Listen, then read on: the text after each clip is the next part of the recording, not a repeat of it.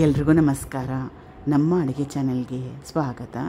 ಇವತ್ತಿನ ವಿಶೇಷ ಸ್ವಲ್ಪ ಡಿಫ್ರೆಂಟಾಗಿ ಟೇಸ್ಟಿಯಾಗಿ ರುಚಿಕರವಾಗಿರೋಂಥ 2 ರೆಸಿಪಿಗಳು. ಇನ್ಸ್ಟೆಂಟ್ ಸೌತೆಕಾಯಿ ದೋಸೆ, ಅದ್ರ ಜೊತೆಗೆ ಸಖತ್ ಟೇಸ್ಟಿಯಾಗಿರೋ ಬೆಳ್ಳುಳ್ಳಿ ಚಟ್ನಿ. ಮೊದಲನೇ ಸ್ಟೆಪ್ಪಲ್ಲಿ ಚಟ್ನಿಗೆ ರೆಡಿ ಮಾಡ್ಕೊಳ್ಳೋಣ. ಚಟ್ನಿನ ರೆಡಿ ಮಾಡ್ಕೊಳ್ಳೋಣ. ಮೊದಲನೇ ಸ್ಟೆಪ್ಪಲ್ಲಿ ಚಟ್ನಿನ ರೆಡಿ ಮಾಡ್ಕೊಳ್ತಾ ಇದ್ದೀನಿ. ಬಾಣಲೆ ಒಂದನ್ನು ಇಟ್ಕೊಂಡಿದ್ದೀನಿ. ಗ್ಯಾಸ್ ಸ್ಟವ್ ಮೀಡಿಯಮ್ ಫ್ಲೇಮ್ನಲ್ಲಿ 1 ರಿಂದ 2 ಚಮಚದಷ್ಟು ಎಣ್ಣೆ, ಕಟ್ ಮಾಡಿ ಇಟ್ಕೊಂಡಿರೋ ಒಂದು ದೊಡ್ಡ ಈರುಳ್ಳಿ. ಸಣ್ಣ ಸಣ್ಣ ಈರುಳ್ಳಿ ಇದ್ದರೆ 2 ಹಾಕ್ಕೊಳ್ಳಿ, ದೊಡ್ಡದಿದ್ರೆ ಒಂದೇ ಸಾಕು. ಇದು ಬೆಳ್ಳುಳ್ಳಿ ಎಸಳು ಸುಮಾರು ಒಂದು 15 ಎಸಳಷ್ಟು, ಹುಣಸೆ ಹಣ್ಣು ಸ್ವಲ್ಪ, ಒಣಮೆಣಸಿನ್ಕಾಯಿ 2 ರಿಂದ 3. ಇದು ಖಾರ ಜಾಸ್ತಿ ಇರುತ್ತೆ, 2 ರಿಂದ 3 ಹಾಕ್ಕೊಂಡ್ರೆ ಸಾಕಾಗುತ್ತೆ.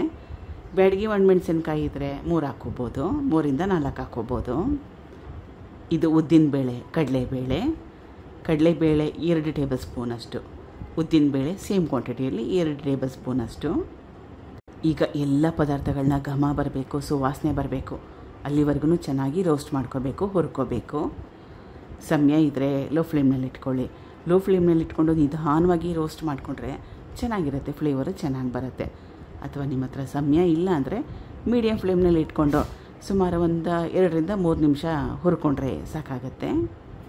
4 ರಿಂದ 5 ನಿಮಿಷ ಆದಮೇಲೆ ನಾನು ಗ್ಯಾಸ್ ಸ್ಟವ್ನ ಲೋ ಫ್ಲೇಮ್ನಲ್ಲಿ ಇಟ್ಕೊಂಡಿದ್ದೆ, ಸಣ್ಣ ಉರಿಯಲ್ಲಿ ಇಟ್ಕೊಂಡಿದ್ದೆ.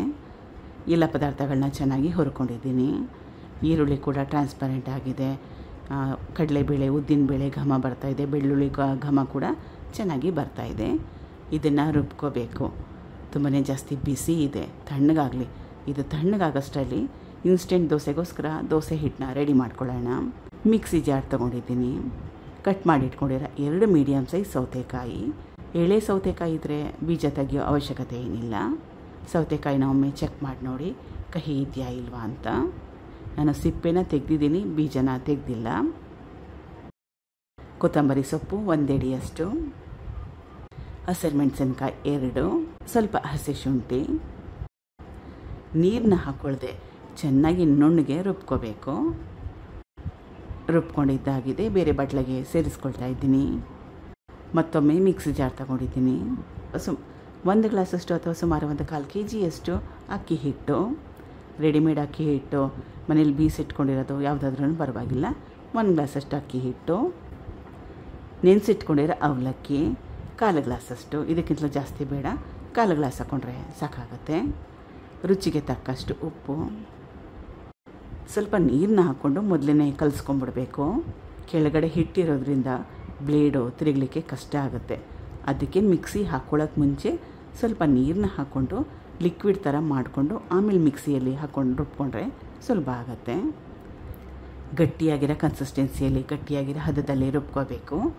ಯಾಕಂದರೆ ಇದಕ್ಕೆ ನಾವು ರುಬ್ಕೊಂಡಿರೋ ಸೌತೆಕಾಯಿ ಪೇಸ್ಟನ್ನು ಕೂಡ ಸೇರಿಸ್ಕೋಬೇಕಲ್ಲ, ಅದಕ್ಕೋಸ್ಕರ ಜಾಸ್ತಿ ನೀರು ಹಾಕಿ ರುಬ್ಕೊಂಬಿಟ್ರೆ ಕನ್ಸಿಸ್ಟೆನ್ಸಿ ಹದ ಹಾಳಾಗೋಗುತ್ತೆ. ರುಬ್ಕೊಂಡಿದ್ದಾಗಿದೆ. ಸೌತೆಕಾಯಿನ ಯಾವುದ್ರಲ್ಲಿ ಹಾಕ್ಕೊಂಡಿದ್ನಲ್ಲ ಅದರಲ್ಲಿ ಹಾಕ್ಕೊಂಡು ಕಲಿಸ್ಕೊಳ್ತಾ ಇದ್ದೀನಿ. ಕಲಿಸ್ಕೋಬೇಕು ಚೆನ್ನಾಗಿ. ತುಂಬಾ ಜಾಸ್ತಿ ತೆಳುವಾಗೂ ಬೇಡ ಅಥವಾ ತುಂಬಾ ಜಾಸ್ತಿ ಗಟ್ಟಿಯಾಗೂ ಬೇಡ. ರೆಗ್ಯುಲರಾಗಿ ದೋಸೆ ಹಿಟ್ಟು ಬರುತ್ತಲ್ಲ, ಆ ಕನ್ಸಿಸ್ಟೆನ್ಸಿಯಲ್ಲಿ ಕಲಿಸ್ಕೊಂಡ್ರೆ ಸಾಕಾಗುತ್ತೆ. ಹಿಟ್ಟು ರೆಡಿಯಾಗಿದೆ. ತೋರಿಸ್ತಾ ಇರೋದು ಪರ್ಫೆಕ್ಟಾಗಿರೋ ಕನ್ಸಿಸ್ಟೆನ್ಸಿ. ಹೆಂಚು ಕೂಡ ಚೆನ್ನಾಗಿ ಕಾದಿದೆ. ನಾನು ಉಪಯೋಗ ಮಾಡಿರೋದು ನಾನ್ ಸ್ಟಿಕ್ ಹೆಂಚು. ತೆಳುವಾಗೂ ಹಾಕ್ಕೋಬೋದು ಅಥವಾ ದಪ್ಪ ಕೂಡ ಹಾಕ್ಕೋಬೋದು. ತುಂಬಾ ಜಾಸ್ತಿ ನಿಮಗೆ ಸಾಫ್ಟಾಗಿ ಮೃದುವಾಗಿ ಬೇಕನ್ನಂಗಿದ್ರೆ ಸ್ವಲ್ಪ ಅಡುಗೆ ಸೋಡಾನೋ ಏನೋ ಪೌಡರ್ನ ಕೂಡ ಸೇರಿಸ್ಕೋಬೋದು ಹಿಟ್ಟಿಗೆ. ಎಣ್ಣೆ. ದೋಸೆನ ತೆಳುವಾಗಿ ಮಾಡಿಕೊಂಡ್ರೆ ಒಂದೇ ಕಡೆ ಬೇಯಿಸ್ಕೊಂಡ್ರೆ ಸಾಕಾಗುತ್ತೆ.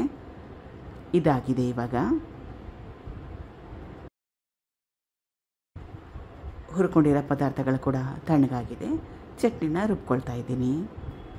ಸ್ವಲ್ಪ ನೀರು, ರುಚಿಗೆ ತಕ್ಕಷ್ಟು ಉಪ್ಪು, ಸಣ್ಣ ಚಮಚದಲ್ಲಿ 1 ಚಮಚದಷ್ಟು ಬೆಲ್ಲ. ಚಟ್ನಿನ ನೀರಾಗಿ ಕೂಡ ಮಾಡ್ಕೋಬೋದು, ಗಟ್ಟಿಯಾಗಿ ಕೂಡ ಮಾಡ್ಕೋಬೋದು. ನಿಮಗೆ ಯಾವ ರೀತಿ ಕನ್ಸಿಸ್ಟೆನ್ಸಿ ಬೇಕು ನೋಡಿ, ಅದರ ಪ್ರಕಾರವಾಗಿ ನೀರನ್ನ ಆ್ಯಡ್ ಮಾಡ್ಕೊಳ್ಳಿ, ನೀರನ್ನ ಸೇರಿಸ್ಕೊಳ್ಳಿ. ರುಬ್ಕೊಂಡಿದ್ದಾಗಿದೆ. ನಾನು ಸ್ವಲ್ಪ ಗಟ್ಟಿಯಾಗಿ ರುಬ್ಕೊಂಡಿದ್ದೀನಿ. ಒಗ್ಗರಣೆಗೆ ಎಣ್ಣೆ, ಸಾಸಿವೆ, ಕರಿಬೇವಿನ ಸೊಪ್ಪನ್ನ ಉಪಯೋಗ ಮಾಡಿದೆ. ಜಾಸ್ತಿ ಒಗ್ಗರಣೆ ಅವಶ್ಯಕತೆ ಏನಿಲ್ಲ. ಇಷ್ಟ ಇದ್ದರೆ ಇದಕ್ಕೆ 1-2 ಒಣಮೆಣಸಿನ್ಕಾಯಿನ ಹಾಕ್ಕೋಬೋದು ಅಥವಾ ಉದ್ದಿನಬೇಳೆನ ಕೂಡ ಹಾಕ್ಕೋಬೋದು. 2 ರೆಸಿಪಿಗಳು ರೆಡಿಯಾಗಿದ್ದಾವೆ. ಟ್ರೈ ಮಾಡಿ ನೋಡಿ. Thank you for watching. ಧನ್ಯವಾದಗಳು.